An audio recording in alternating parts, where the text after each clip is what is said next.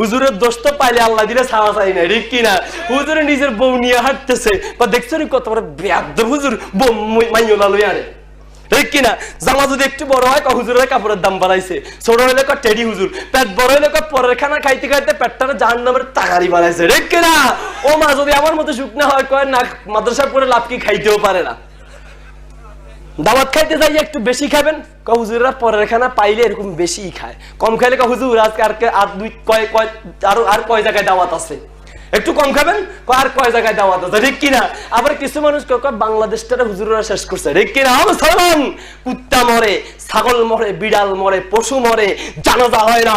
বাংলার জমিনে যদি ওলামায়ে কেরাম না থাকতো, তোমার মরণটা কুত্তার মতো জানাজা ছাড়া হইতো, ঠিক কিনা?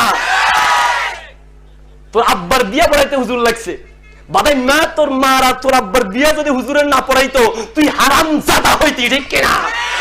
তোর তুই জারজ পোলা হইতি, তুই জারিবা পোলা হইতি, তুই হারামজাদা হইতি। তোরে তো সহিভাবে জন্ম দেওয়ার ক্ষেত্রে হুজুরের অবদান আছে। এখন হুজুর পাইলে এখানে গুতাসকা, হুজুর পাইলে বাস দেয়।